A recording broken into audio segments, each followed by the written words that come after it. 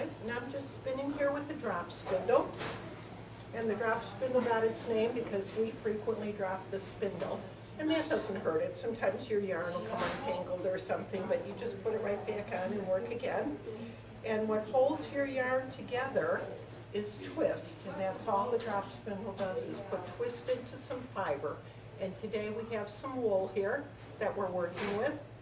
And what we're going to do, that's what I mean about dropping it, what we're going to do is just pull out some of that wool, so we stretch it out a bit, and then we're going to put it on the spindle. And I'll wrap this up first. That holds my extra yarn. And then start the spindle spinning, always in the same direction, otherwise you'll unwrap your yarn and it'll fall apart.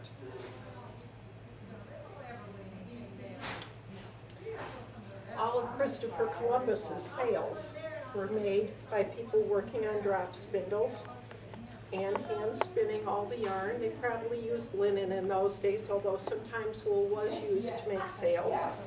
And after the yarn was made, then it would be sent off to the weavers, and they would weave it into that big sail.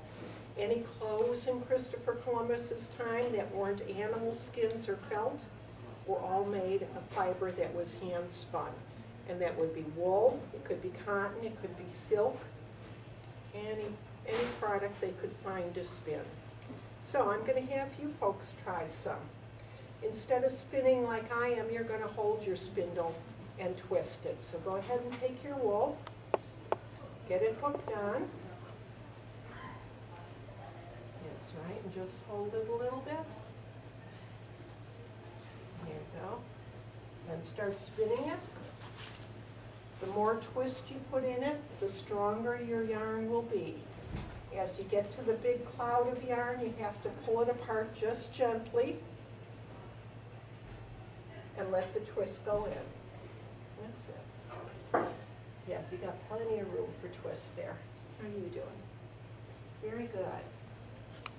Okay. Keep on twisting. Now, I think you've gone the opposite direction, so you've untwisted it. You can pick either direction to go, but if you get confused and you go the opposite direction, then it comes apart, because twist holds it all together.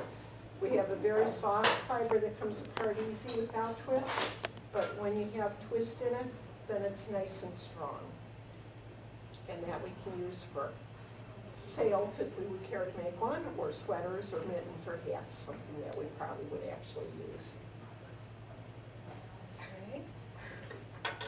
I'm going to have you girls stand up and come right out here. Let's see how you're doing on yours. You're almost to the end. I'm going to take this end, and I'm going to put my finger in the middle and go back to the beginning and take it off. I'm going to let go of that finger and smooth my yarn down. And there you have applied yarn, and this will be nice and strong. You have the sample of what it started out as and a sample of what it turns into. Okay, how's yours doing? Great.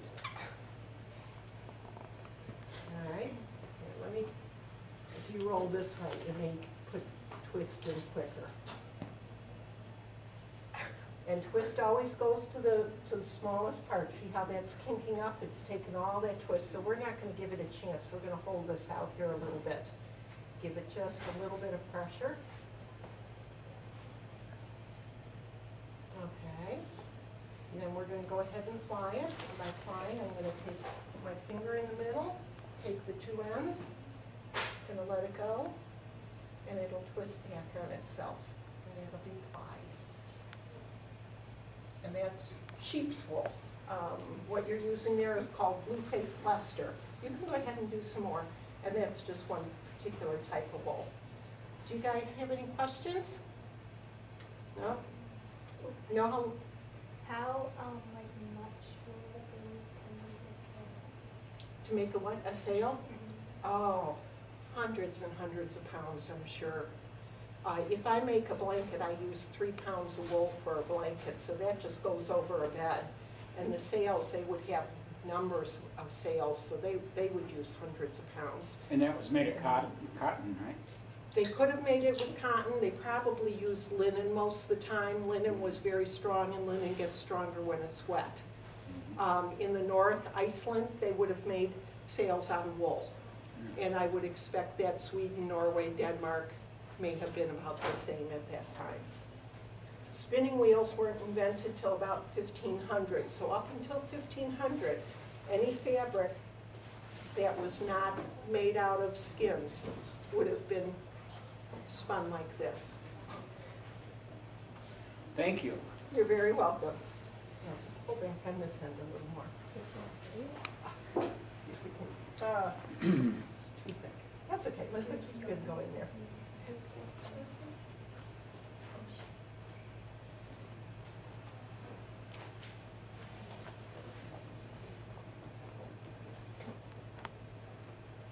All right, you want to try flying this?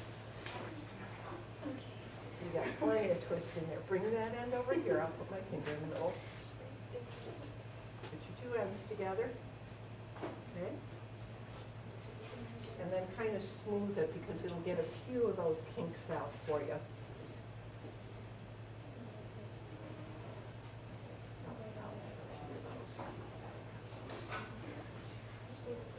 There you go. It'll twist when you let go. That makes a ply yarn, and that means it'll be something that you could knit with, or weave with, or crochet with. Have fuzzy yarn. You could take this and you could knit with it, and it would work out just fine. Now, you know, I don't think we want our sails made out of this, but you could knit with this, and it would turn out really neat. It would turn out very soft. Yeah.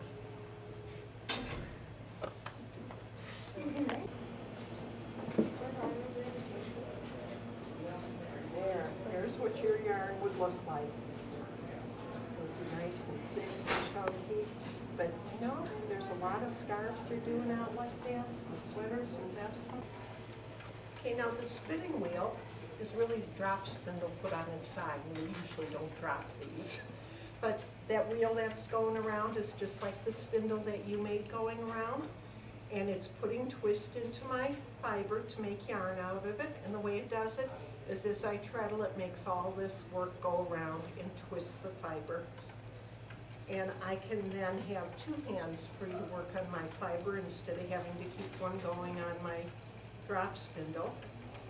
And I can decide what I want to do with my fiber. I can make it real thin and make a very fine yarn, like that. Or I can decide that I want to match some of that chunky yarn that she made. And I could put more through at a time and not spin it too much, and I can have a fatter, chunkier yarn. And so when I'm at the wheel, and you can do that at the drop spindle too, but I can decide what I want, how I want my yarn to behave, what I want it to look like when it's done. When I do my spinning wheel spinning, I usually sit down and spin up a whole bobbin full. That's what that yarn holder is called. And then when I have a second one spun, then I take them together and I ply them back on each other. And that makes one twist around the other and gives me a stronger yarn, one that's not going to come apart, and I can use that for my projects then. We have all different kinds of fibers that we can use.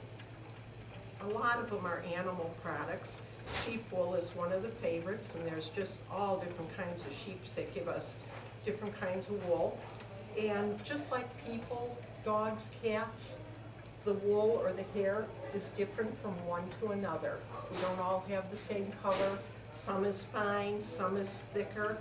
And so you can decide what you want. If you're going to make something, a rug, you want some really tough wool that people can walk on and not pull apart. If you're going to make a sweater, you want something nice and soft. You don't want it scratchy. So you can decide which breed of wool you'd like to use to make that yarn. You can use buffalo down. That's Bison Gold is the brand name they use for it. It's a very soft fiber.